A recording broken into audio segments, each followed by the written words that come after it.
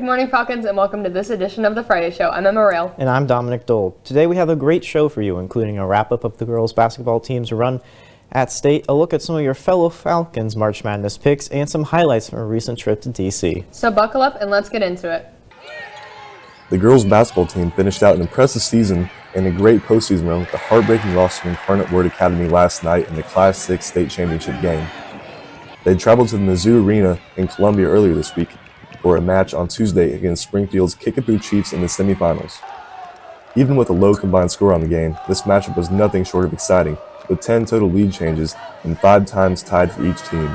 Kickapoo seemed to have the advantage for the most part from the first to third quarter, holding the lead for most of the game until the 14-point scoring run by Saley shifted the momentum of the game and lifted them to a steady lead in the fourth quarter.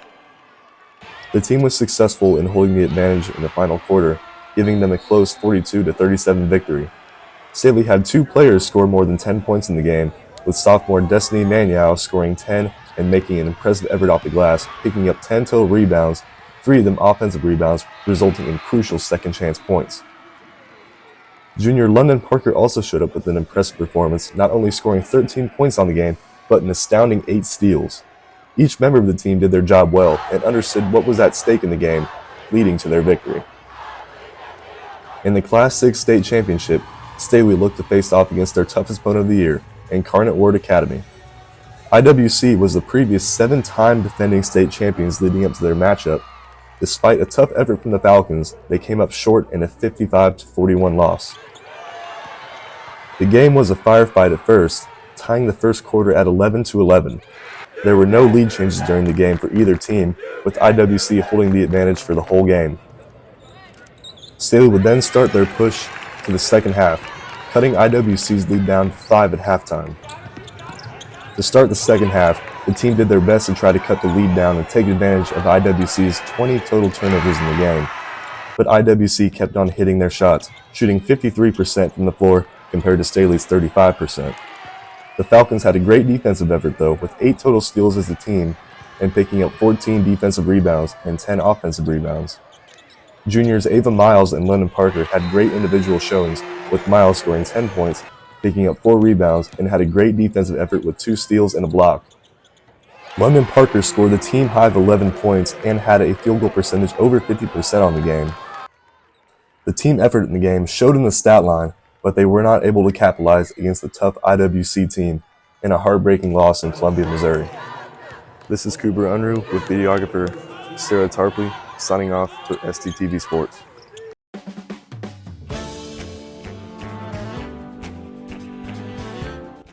Last weekend, I went to the theaters and saw a double feature of Paddington in Peru and Dogman.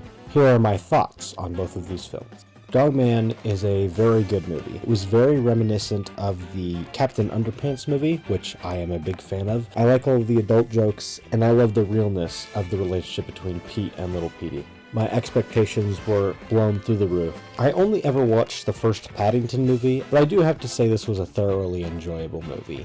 This isn't something that I believe is going to be Oscar nominated or anything, but it's one of those turn off your brain sort of films, and that's not necessarily a bad thing.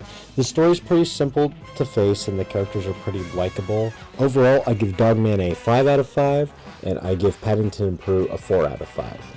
Signing out for STTV, this has been Kale and Aiden.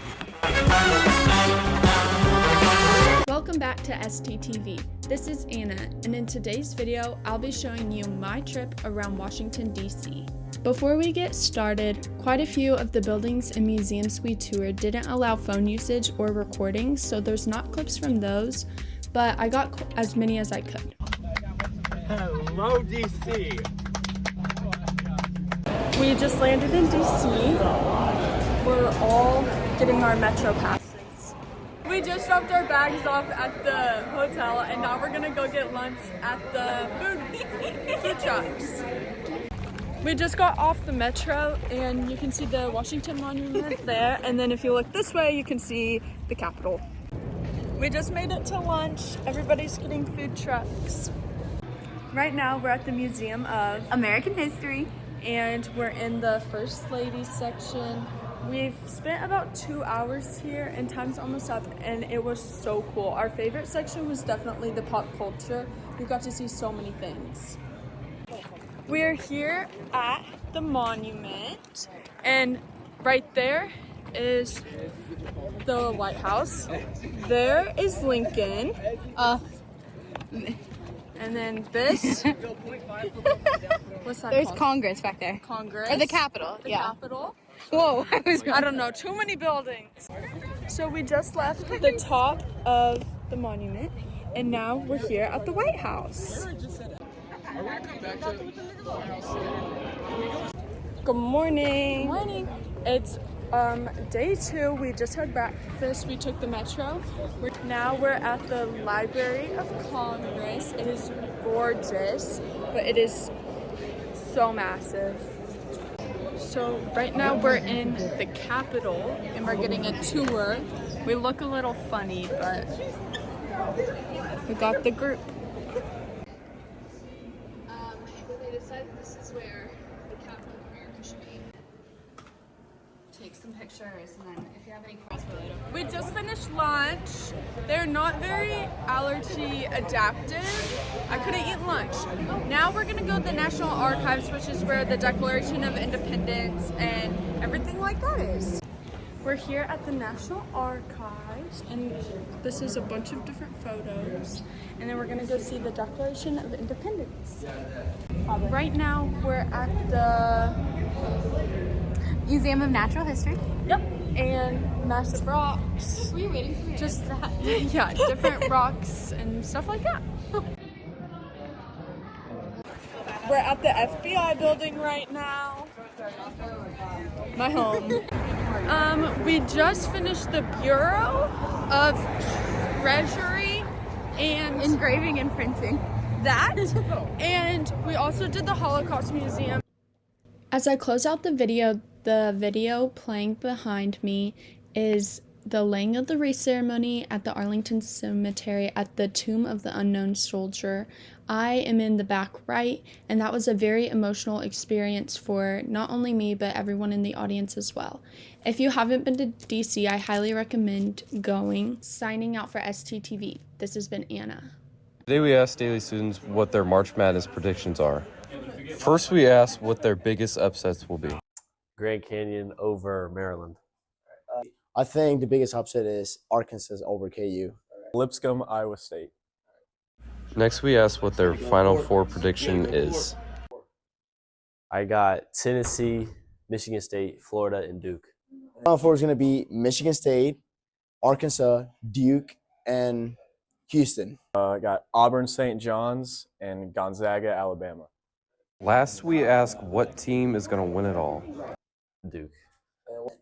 Auburn's going to win. Signing off for SCTV, this has been Matthew, Ryan, Adam, and Noah. This is Tatum, Josie, Chloe, and Kira, and welcome back to another episode of Falcon. Congratulations to Staley's speech and debate for the NSDA National Qualifying Tournament. Here are your qualifiers on the next screen. Congratulations to Annika and Brandon for qualifying for nationals. The Women's Empowerment Club is doing a 5K. If you're interested, please sign the QR code to register. Congratulations to Staley Girls Basketball for having another successful season. They sadly fell short to Incarnate Word in the final of the state championship, 55-41. Great season, Falcons. Congratulations to your Staley prom candidates. These are your top 10 for both girls and boys. Flashing forward to this upcoming week, prom voting has started. Seniors check your email daily. Track and field has a meet at Liberty, and next week is spring break. Have a great rest of your weekend, Falcons. This is Tatum, Chloe, Josie, Kira, and Charlie signing out for STTV. Do you slide on all your nights like this? What are the best places to visit during spring break? Miami, Keegan Wink's house, and Nico DeFeo's house. What are the best places to visit during spring break? I think the best places are probably like DeJuan Morris's house. We have a lot of fun. Or like Miami, we'll go to like go to a beach house. What are the best places to visit during spring break? Probably a beach somewhere or something like that. What are the best places to visit during spring break? I'm going to Miami for spring break, so Miami. All right, thank you. All right, this has been Lane Johnson and Biako Muhammad signing out. Hey Falcons, ever feel like you don't know what's going on or just want to know more? Well, we've got your back in a few ways. First, log into Canvas and accept the invitation to Feed the Flock, where you will be able to stay connected with announcements, class information, and voting for school events. Then, make sure you follow Staley News on Instagram and check out our weekly announcement show, Falcon Feed, every Monday for events and news happening that week. Finally, have a good weekend and stay connected, Falcons. Hi, I'm Lorna. And I'm Mahira. And today we interviewed juniors taking the ACT. Are you taking the ACT test here at Staley on March 11th? Yes. Yeah. Yes. I think I am, yes. Is this your first time taking it? No. Yeah. Yes. Yes. What have you been doing to prepare? I have this big ACT workbook that my mom gave me that I've been kind of looking at and stuff. Like, when I have time, I'll look at it. I've just been taking practice ACT questions, especially on the English section. Nothing. I'm gonna be honest, nothing. Have you thought about where you might want to go to college and the places you're going to send your scores? I want to go to Maple Woods for 2 years and then William Jewell for 2 years. Yeah, I'm thinking UF or MIT. I want to go to Mizzou. What is your plan going into the test? Just eat breakfast before, drink water, make sure I'm like in the right mindset, prepared. I guess my plan is like just to do better so I can get a 33. To eat a good breakfast, keep my mind sharp, and to charge my computer. I'm gonna get a 20. How many times have you previously taken the ACT? 2. What advice would you give to someone who is taking it for their first time? I'd say like if you're going to study, like study tips and tricks and like not like math problems or stuff because that doesn't really help you. Have you thought about where you want to send your scores or where you're planning on going to college? No, I just want to get out of the Midwest.